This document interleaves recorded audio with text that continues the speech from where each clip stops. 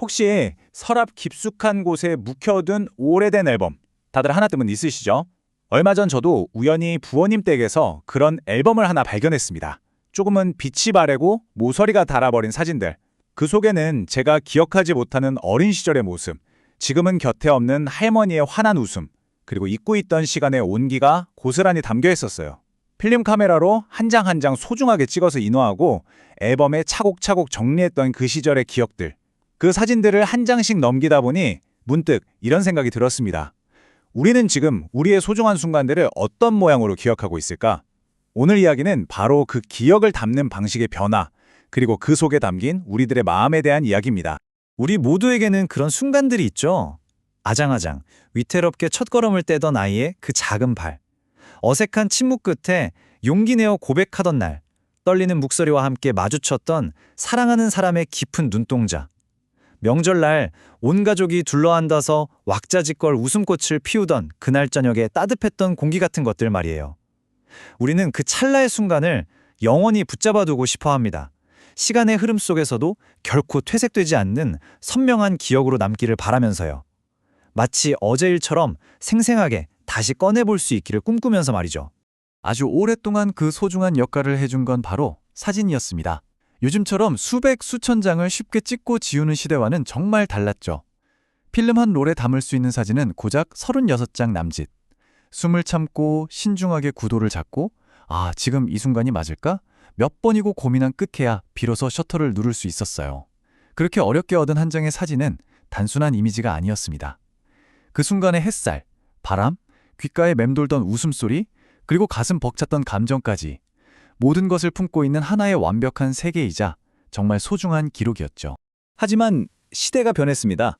이제 우리 손에는 언제나 스마트폰이 들려있죠.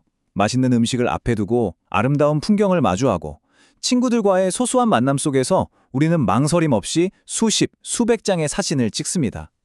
기억은 이제 책장 위 묵직한 앨범이 아니라 손안의 작은 화면 속에서 끝없이 스크롤됩니다.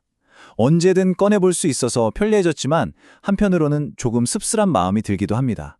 너무 많은 이미지의 홍수 속에서 과연 우리는 그 하나하나의 순간을 예전처럼 가슴 깊이 소중하게 여기고 있을까요?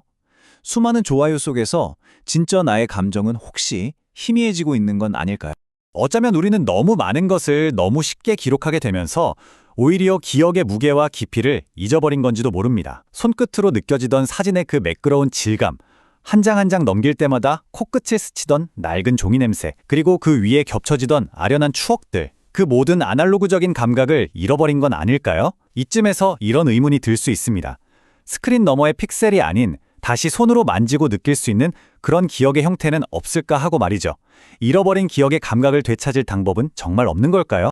자, 여기서 잠깐 눈을 감고 상상해보죠. 당신의 가장 소중한 순간 하나를 한번 떠올려보세요. 그 순간이 더 이상 네모난 프레임에 갇힌 평면적인 사진이 아니라 입체적인 형태로 당신 앞에 존재한다면 어떨까요? 마치 손 안에 쏙 들어오는 작은 조각품처럼요. 앞에서 본 모습뿐만 아니라 수줍게 돌아선 옆모습, 뒷모습의 작은 디테일까지 모두 어루만져 볼 수 있는 그런 기억의 조각 말입니다. 이건 더 이상 먼 미래의 공상과학 영화 속 이야기가 아닙니다. 바로 지금 우리 곁에서 일어나고 있는 놀라운 변화입니다. 우리는 피규어라는 단어에 꽤 익숙하죠. 보통은 좋아하는 영화나 만화 속 주인공 혹은 멋진 영웅들을 작게 만든 조각상을 떠올립니다. 수집가들의 선반 위를 가득 채운 어떤 세계관의 상징과도 같은 존재들이죠. 그런데 잠깐만요. 만약 그 피규어의 주인공이 상상 속 인물이 아니라 바로 나 자신 혹은 내 소중한 사람들이 된다면 어떨까요? 나의 가장 빛나던 순간, 다시 돌아갈 수 없는 그 시절의 모습, 사랑하는 사람과 함께한 시간이 입체적인 형태로 내 책상 위, 내 손안에 머무르게 되는 겁니다. 이건 꽤나 낯설면서도 참 마음을 끄는 상상이죠. 조금 생소하게 혹은 조금은 어색하게 들릴 수도 있습니다. 하지만 잠깐 생각해보면 이런 변화는 처음이 아닙니다. 90년대에 처음 스티커 사진기가 등장했을 때를 기억하시나요? 좁은 부스 안에서 친구들과 우스꽝스러운 포즈를 취하고 온갖 장식으로 꾸며진 사진을 지갑에 넣고 다니던 그 문화 말이에요. 처음엔 신비한 놀이였지만 어느새 그 시절을 상징하는 추억이 되었죠. 최근 몇 년간 선풍적인 인기를 끈 인생 네컷 같은 셀프 사진관도 마찬가지입니다. 처음엔 그저 유행인가 싶었지만 이제는 약속의 필수 코스처럼 완전히 자리 잡았습니다. 이처럼 자신을 기록하고 표현하는 방식은 계속해서 진화해왔습니다. 어쩌면 나만의 피규어를 만드는 것도 그 흐름의 바로 다음 장에 놓여 있는 지극히 자연스러운 단계일지도 모릅니다. 이 새로운 기억의 형태가 과연 어떻게 만들어지는지 그 과정이 궁금해졌습니다. 말로만 듣던 이야기가 아닌 실제 현실에서는 어떤 모습일까? 그래서 직접 그 현장을 찾아가 보기로 했습니다. 사진처럼 나만의 피규어를 만들어준다는 곳. 머릿속으로는 온갖 복잡한 장비와 컴퓨터로 가득한 마치 작은 연구소 같은 풍경을 상상하면서 조심스럽게 스튜디오의 문을 열었습니다. 그런데 놀랍게도 그곳의 첫인상은 제가 상상했던 것과는 전혀 달랐습니다. 차갑고 미래적인 공간이 아니라 오히려 무척이나 편안하고 익숙한 분위기였어요.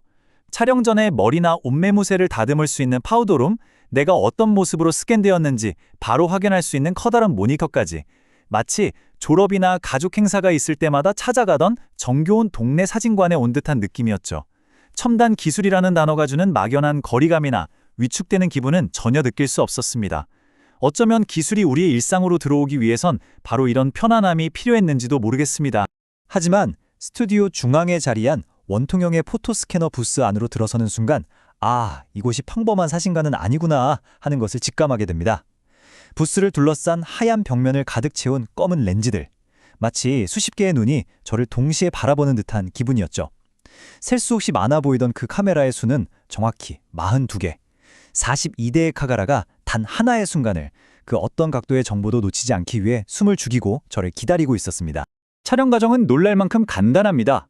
부스 안 중앙에 서서 만들고 싶은 피규어의 포즈를 취하고 안내에 따라 잠시만 움직이지 않으면 됩니다. 하나, 둘, 셋 하는 소리도 찰칵 하는 익숙한 셔터 소리도 없어요. 그 대신 아주 짧고 부드러운 섬광이 한번 팟 하고 터져 나옵니다. 바로 그 찰나의 순간에 42대의 카메라가 약속이라도 한 듯 동시에 저를 촬영해서 360도의 모든 정보를 남김없이 데이터로 저장하는 것이죠. 제 앞모습뿐만 아니라 옆모습, 뒷모습, 심지어는 옷의 미세한 주름까지도 말입니다. 이 모든 과정이 끝나는 데 걸리는 시간은 믿기지 않을 정도로 짧습니다. 단 0.1초. 정말 눈 한 번 깜빡 할 사이죠. 사람이 인지하기조차 힘든 이 짧은 순간 동안 무려 800장이 넘는 고해상도 이미지가 동시에 추출됩니다.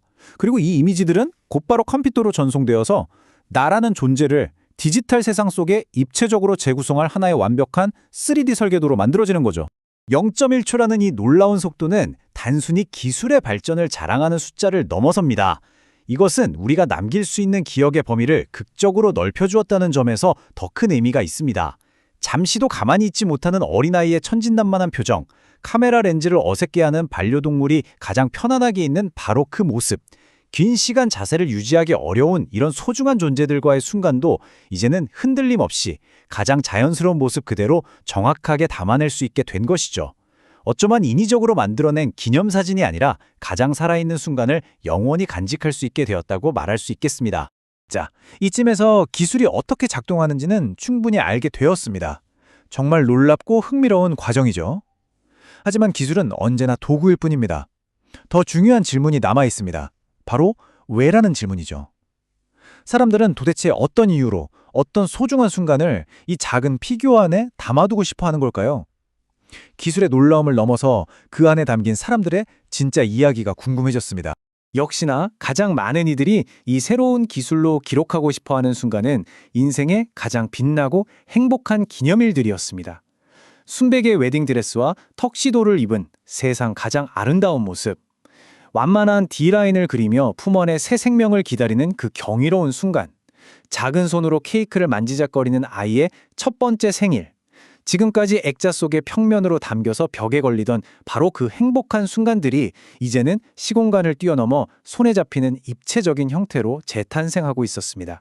하지만 이야기는 여기서 끝이지 않았습니다. 사람들의 마음은 생각보다 훨씬 더 다채롭고 깊었습니다.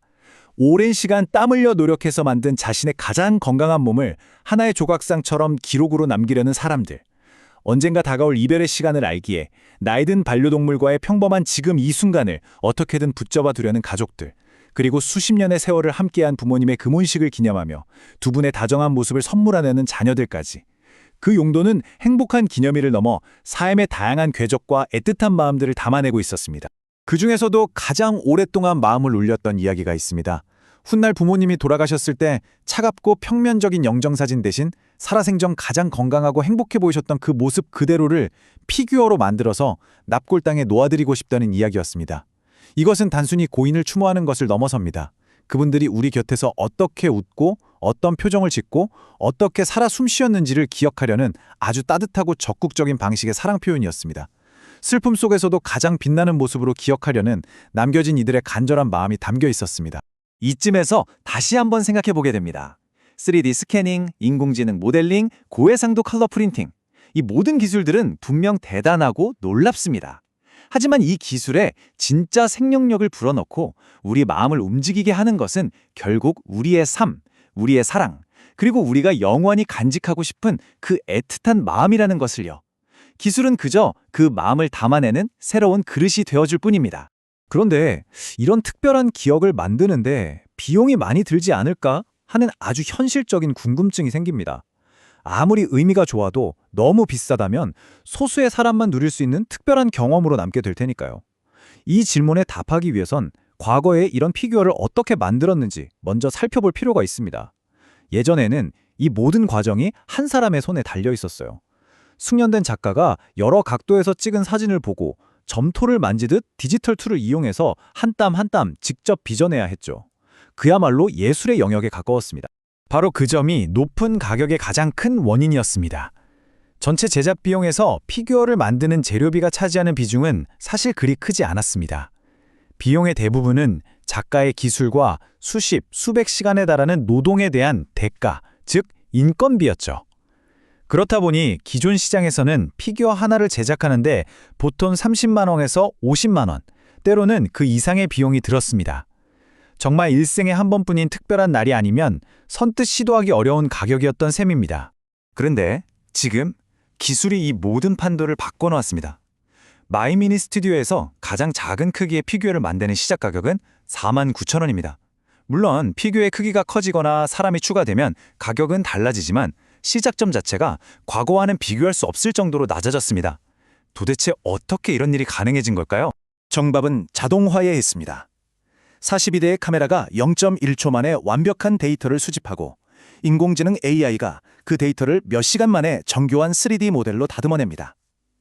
과거에 숙련된 전문가가 며칠, 몇 주에 걸쳐 하던 가장 길고 어려운 작업을 이제는 기계가 대신하게 된 것이죠. 전체 비용의 80% 이상을 차지하던 가장 큰 요소, 바로 인건비가 거의 사라지면서 가격은 극적으로 낮아질 수 있었습니다. 이것은 단순히 비용 절감을 넘어서 소수만 누릴 수 있던 특별한 경험을 이제 더 많은 사람이 나눌 수 있게 되었다는 일종의 기억의 민주화라고도 볼 수 있는 중요한 변화입니다. 이제 이야기를 마무리하며 조금만 더 넓은 시야에서 이 현상을 바라보겠습니다. 인류는 아주 오래전부터 자신의 모습을 이 순간을 남기고자 하는 강렬한 욕망을 가지고 있었습니다. 권력을 가진 왕과 귀족들은 화가를 불러 위험 있는 초상화를 그렸고 19세기에 사진 기술이 발명되면서 그 기회는 더 많은 사람에게 열렸습니다. 흑백 사진에서 컬러 사진으로, 필름에서 디지털로, 그리고 이제는 끝없이 이어지는 SNS의 디지털 이미지 스트림으로 기억을 기록하는 방식은 그렇게 기술의 발전과 함께 끊임없이 변화하고 발전해 왔습니다. 그리고 지금 우리는 또 다른 거대한 변화의 문턱에 서 있는지도 모릅니다. 지금까지 우리가 경험한 모든 기록이 평면, 즉 2차원의 형태였다면 이제는 서서히 입체, 3차원의 시대로 넘어가고 있는 것이죠. 액자나 스크린 속에서 그저 바라보아야만 했던 기억이 이제는 내 손안에서 만져지고 모든 각도에서 느껴지는 실제하는 대상으로 변하고 있습니다. 이것은 어쩌면 작지만 기억의 역사에 있어서는 아주 의미 있는 진화일 겁니다. 그렇다면 이 3D 피규어가 기억의 최종 진화 형태일까요? 아마 아닐 겁니다. 기술은 이미 그 다음 단계를 준비하고 있습니다. 가상현실, 즉 VR이나 증강현실 AR 기술을 통해서 단순히 기억의 조각을 보는 것을 넘어 마치 그 순간 속으로 다시 걸어 들어가는 듯한 경험을 하게 될 날도 그리 멀지 않았을지 모릅니다. 오늘 우리가 이야기한 이 작은 피규어는 어쩌면 그 놀라운 미래로 나아가는 아주 중요한 첫걸음이자 징검다리가 되어줄 것입니다. 오늘 이야기는 여기까지입니다. 기술이 우리의 추억을 어떻게 새로운 모양으로 빚어내고 있는지, 그 안에 어떤 마음들이 담겨 있는지를 함께 살펴보았습니다. 마지막으로 이 질문을 여러분께 조용히 남기면서 마무리할까 합니다. 만약 당신의 머릿속에 떠다니는 수많은 기억의 조각들 중에서 단 하나를 골라 이처럼 손에 쥘 수 있는 형태로 만들 수 있다면 당신은 과연 어떤 순간을 영원히 붙잡아 두고 싶으신가요? 그 순간을 가만히 떠올려 보는 것만으로도 오늘 하루가 조금은 더 따뜻해질지 모르겠습니다.